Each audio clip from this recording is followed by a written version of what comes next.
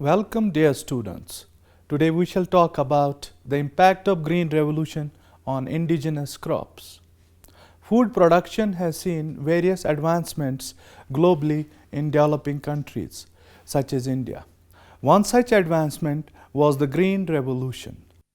Notably, the World Bank applauds the introduction of the Green Revolution as it has reduced the rural poverty in India for a certain time. Despite the success of the Green Revolution, the World Bank reported that health outcomes have not been improved.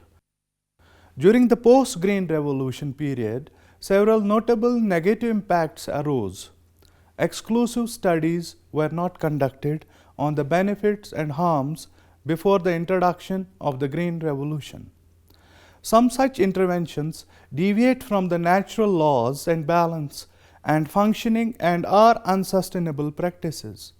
India holds the second largest agricultural land in the world, with 20 agroclimatic regions and 157.35 million hectares of land under cultivation.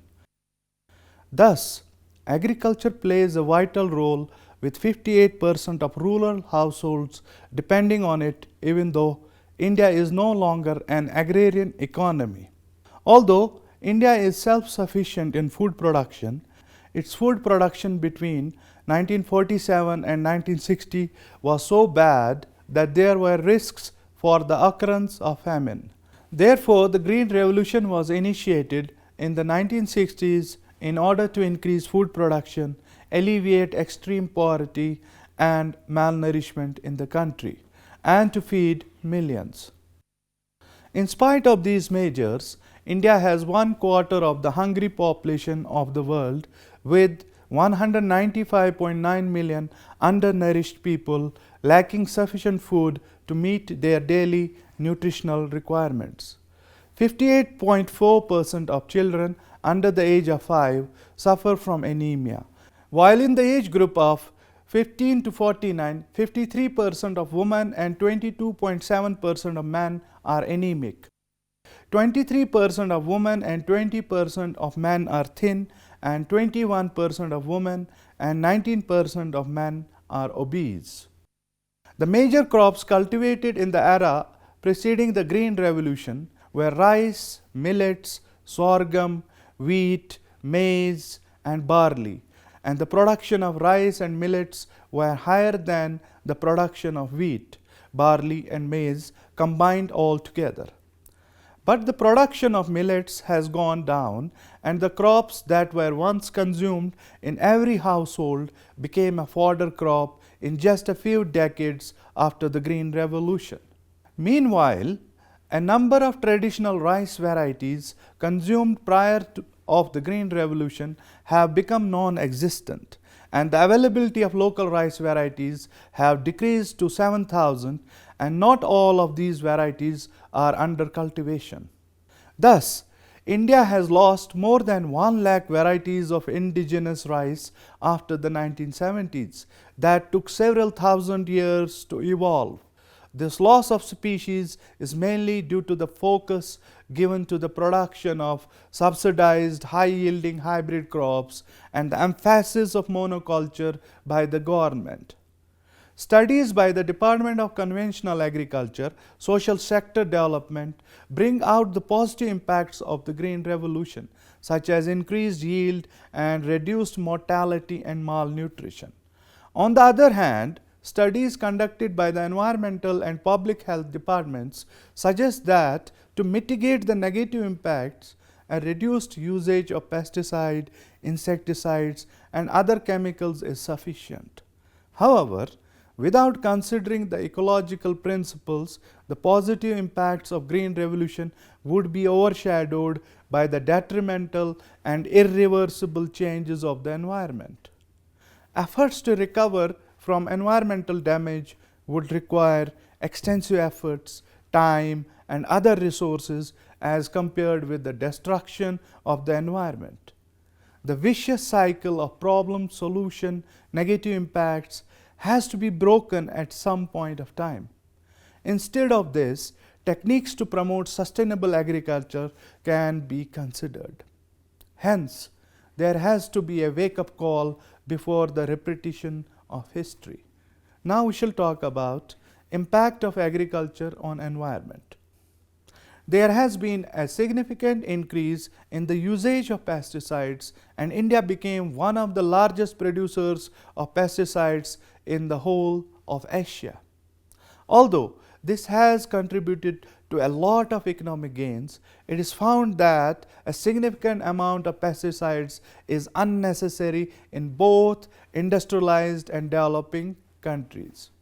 For instance, it is reported that the presence of pesticides within fresh water is a costly concern, with detected levels exceeding the set of limits of pesticide presence. Although the average amount of pesticide usage is far lower than in many other countries, there is high pesticide residue in India. This causes a large amount of water pollution and damage to the soil. Another major issue is the pest attack, which arises due to an imbalance in the pests. Due to increased pesticide usage, the predator and prey pests are not in balance, and hence there is an overpopulation of one kind of pest that would attack certain crops. This leads to an imbalance in the production of these kinds of crops. These crops would need stronger pesticides or pesticides of new kinds to tackle the pests attacking those. This also has led to the disruption in the food chain. Let us now talk about water consumption. India has the highest demand of freshwater usage globally, and 91% of water is used in the agricultural sector now. Currently, many parts of India are experiencing water stress due to irrigated agriculture. The crops introduced during the Green Revolution were water-intensive crops. Most of these crops are cereals, and almost 50% of dietary water footprint is constituted by cereals in India. Since the crop cycle is less, the net water consumed by these crops is also really high. The production of rice currently needs flooding of water for its growth. Canal systems were introduced, and there were irrigation pumps that sucked out water from the groundwater table to supply the water-intensive crops, such as sugarcane and rice. Punjab is a major wheat and rice cultivating area, and hence it is one of the highest water depleted regions in India. It is predicted that Punjab will have water scarcity in few years. Diminishing water resources and soil toxicity increase the pollution of underground water. The only aim of the Green Revolution was to increase food items production and make it sufficient to feed everyone. The environmental impacts were not taken into account. Based on the previous allocation of budget, irrigation was allotted 9,828 crore as compared with 3,080 crores for agriculture, excluding irrigation. This pattern has been persistent in the past 3 years. Overall, the GDP from agriculture is 3,80,239 crore, that is 16.5% of the GDP. This indicates that there has been a higher investment on irrigation of water due to its increased need in comparison with the other inputs required for agriculture. Now, let us talk about the air pollution.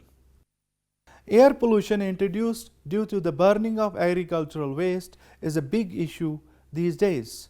In the heartland of the Green Revolution, Punjab, farmers are burning their land for sowing the crops for the next cycle instead of the traditionally practiced natural cycle. The next crop cycle arrives very soon because the crop cycle is of short duration for the hybrid crops introduced in the Green Revolution. This contributes to the high amount of pollution due to the burning of agricultural waste in parts of Punjab.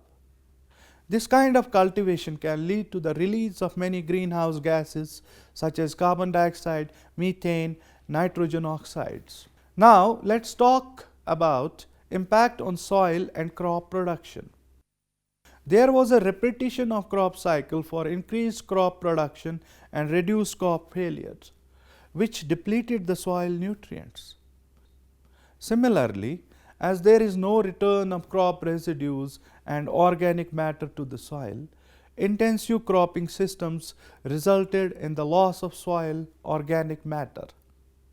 To meet the needs of new kinds of seeds, farmers used increasing fertilizer as and when the soil quality deteriorated. The application of pesticides and fertilizers led to an increase in the level of heavy metals, especially cadmium, lead, and arsenic in the soil. Weedicides and herbicides also harm the environment. The soil pH increased after the Green Revolution due to the usage of these alkaline chemicals. The practice of monoculture, only wheat or rice cultivation, has a deleterious effects on many soil properties, which includes migration of silt from the surface to the subsurface layers and a decrease in organic carbon content. Toxic chemicals in the soil destroyed beneficial pathogens, which are essential for maintaining soil fertility. There is a decrease in the yield due to a decline in the fertility of the soil. In the traditional methods, soil recovers in the presence of any kind of stressors. However, this does not happen with these modern methods. In a study conducted in Haryana, soil was found to have waterlogging, salinity, soil erosion, decline and rise of groundwater table linked to brackish water and alkalinity, affecting production and food security in the future. Although for around 30 years there was an increase in the production of crops, the rice yield became stagnant and further dropped to 1.13% in the period from 1995 to 1999. Similarly, with wheat, production declined due to the decrease in its generic potential and monoculture cropping pattern. The productivity of potato, cotton, and sugarcane also became stagnant. Globally, agriculture is on an unsustainable track and has a high ecological footprint now. Now let us talk about extinction of indigenous crop varieties. Due to the Green Revolution, India lost almost 1 lakh varieties of indigenous rice. Since the time of the Green Revolution, there was reduced cultivation of indigenous varieties of rice, millets, lentils. In turn, there was increased harvest of hybrid crops, which would grow faster. There is a large increase in the cultivation of wheat, soybeans, and rice. In addition, there is a large decrease in the cultivation of sorghum, other millets, barley, and groundnuts. The increase in certain crops was due to the availability of high-yielding varieties of seeds and an increase in the area of production of these crops. The preference of farmers also changed in terms of the cultivation of crops. The native pulses such as moong, gram, and tur, and some other oilseed crops such as mustard and sesame were not cultivated further on a larger scale than it was before. Traditionally grown and consumed crops such as millets grow easily in arid and semi-arid conditions because they have low water requirements. However, there was the unavailability of high-yielding seeds of millets, and hence the farmers moved to wheat and rice. Now let us talk about food consumption patterns. Traditionally, Indians consumed a lot of millets, but this became mostly fodder after the Green Revolution. The Cambridge World History of Food mentions that the Asian diet had food items such as millets and barley. As already mentioned, after the period of Green Revolution, there were significant changes in the food production, which in turn affected the consumption practices of Indians. The Food and Agricultural Organization has recorded that over the years 1961 to 2017, there are a decrease in the production of millets and an increase in the production of rice, and thus rice became the staple diet of the country. Though the Green Revolution made food available to many, it failed to provide a diverse diet but provide increased calorie consumption. Now let us talk about the impact of Green Revolution on health. Most of the pesticides used belong to the class organophosphate, organochlorine, carbamate, and pyrethroid. Indiscriminate pesticide usage has led to several health effects in human beings in the nervous, endocrine, reproductive, and immune systems. Sometimes the amount of pesticide in the human body increases beyond the capacity of the detoxification system due to continuous exposure through various sources. Of all, the intake of food items with pesticide content is found to have high exposure, 103 to 105 times higher than that arising from contaminated drinking water or air. Most of the farmers using pesticides do not use personal protective gear such as safety masks and gloves, as there is no awareness about the deleterious effects of pesticides. Pesticides applied over the plants can directly enter the human body, and the concentration of nitrate in the blood can immobilize hemoglobin in the blood. Organophosphates can also develop cancer if exposed for a longer period. Since it is in small quantities, the content may not be seen or tasted. However, continuous use for several years will cause deposition in the body. Dichloro-diphenyl trichloroethane, that is DDT, was a very common pesticide used in India, now banned internationally, as it is found to bioaccumulate and cause severe harmful effects on human beings. However, there is still illegal use of DDT in India. In India, women are at the forefront of around 50% of the agricultural force. Hence, most of these women are directly exposed to these toxins at a young age and are highly vulnerable to the negative impacts, including effects on their children. It is proven that there is a significant correlation between agrochemical content in water and total birth defects. The damaging impact of agrochemicals in water is more pronounced in poor countries. Let us now talk about the remedial efforts.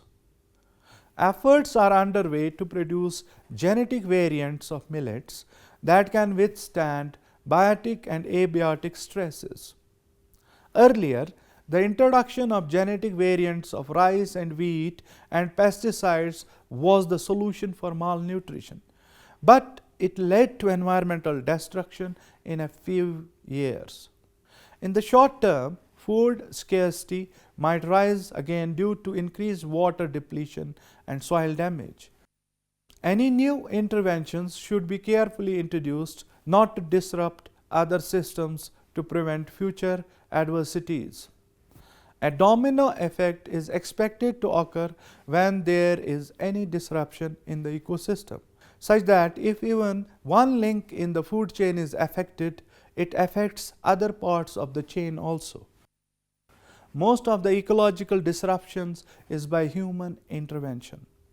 Pesticides used for agricultural activities are released to the environment through air drift, leaching, and runoff, and are found in soil surface and groundwater. This can contaminate soil, water, and other vegetation.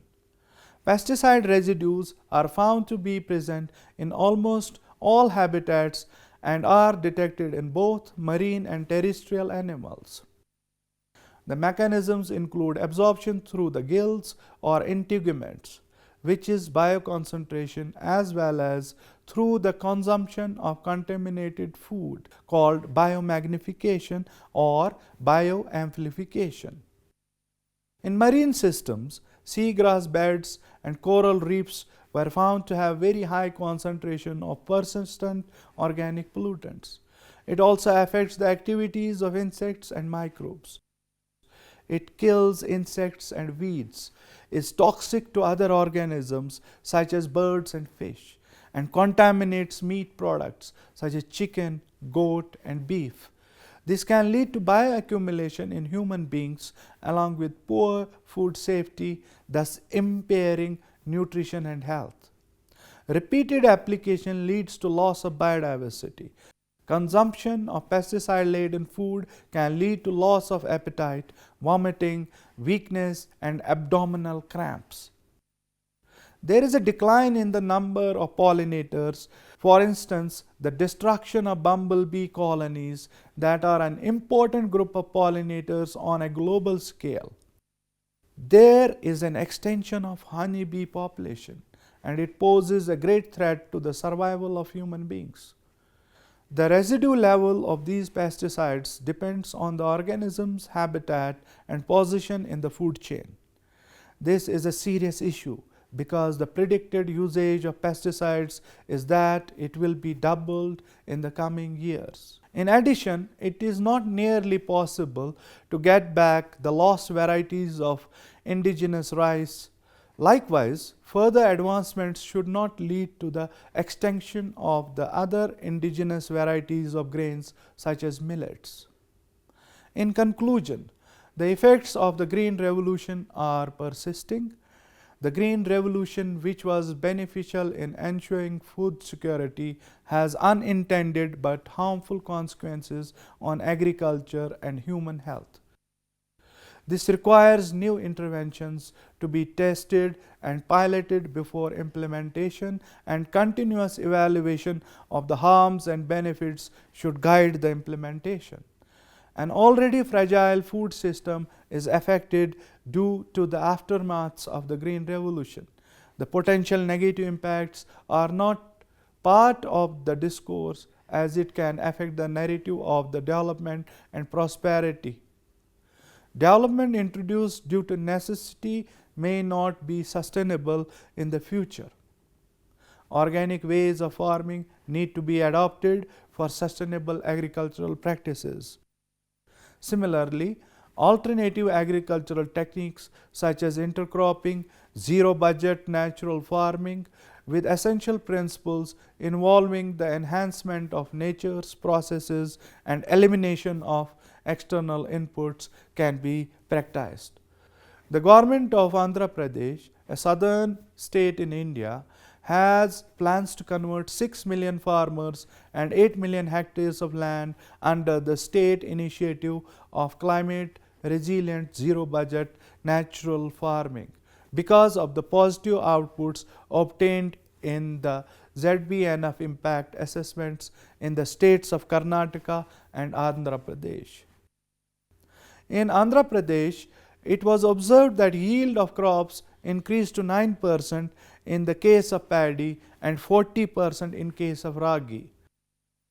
Net income increased from 25% in the case of ragi, ranging to 135% in the case of groundnut. There is a need for a system approach in dealing with food insecurity and malnutrition and other similar issues. Like the already mentioned example, the Green Revolution was brought in to reduce the problem of reduced yield. Now, there is a Green Revolution 2 that is planned. Before such interventions are taken, environmental risk assessments and other evaluation studies should be conducted for a sustainable future. Now, let us talk about the revival of indigenous crops. It is evident that necessary measures should be carried out to conserve the indigenous species of the nation and also to carry knowledge to the future generations by reviving the crops back into cultivation. The Government of India may initiate the acquisition and management of germplasm of all indigenous varieties by the Indian National Gene Bank at National Bureau of Plant Genetic Resources, New Delhi.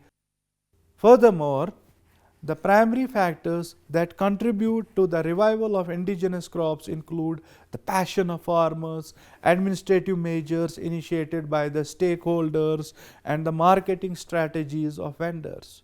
Additionally, the knowledge about the health benefits of indigenous crops may also prevent its extinction and ensure the availability of these foods in local markets and the methods of cooking for future generations. Nevertheless, the revival of indigenous crops is possible only when all the stakeholders define and bring these crops under a special category similar to the one initiated in Kyoto, Japan. In Kyoto Prefecture, the native varieties are categorized into Kyono Dento Yasai, and outside the prefecture it is called brand Kyo Yasai. The traditional food products of India may be collectively registered with the United Nations Educational, Scientific and Cultural Organization, that is UNESCO, food heritages as intangible cultural heritage of humanity. Similar to the registrations obtained for the washuku, a traditional dietary culture of Japan, the kimjang and kimchi of Republic of Korea, the li rapace gastronomique des Frances of France, the Mediterranean diet, traditional Mexican foods, and the ceremonial kikak of Turkey.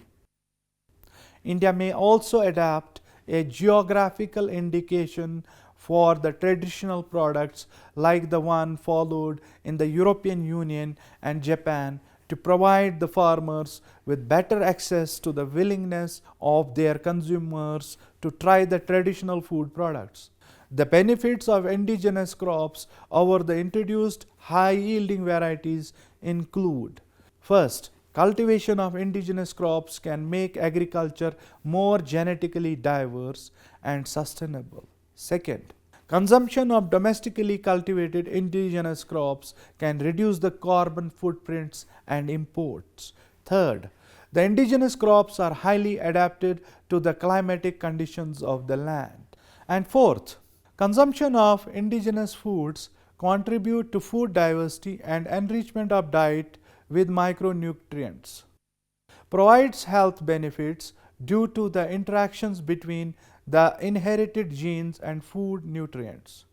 However, there may be few challenges in reviving indigenous species, which may include: first, farmers' willingness in the propagation of indigenous varieties; second, identifying the farmers with traditional knowledge of crop cultivation; third, encouraging the farmers with large land holdings to cultivate indigenous crops; fourth, awareness among the consumers and stakeholders about the ecological and health benefits of the indigenous varieties; fifth, support of the government to the farmers for the propagation of these crops in small and large scale; and sixth, development of mechanization suitable for processing indigenous crops, as the existing machines are designed for the high yielding varieties, and employing the same techniques for the processing of indigenous crops may lead to the loss of micronutrients and phytochemicals. So dear students, it was all about today's lecture regarding the impact of Green Revolution on indigenous crops. Hope you have understood it well. See you next time with a new topic. Till then, take care and goodbye.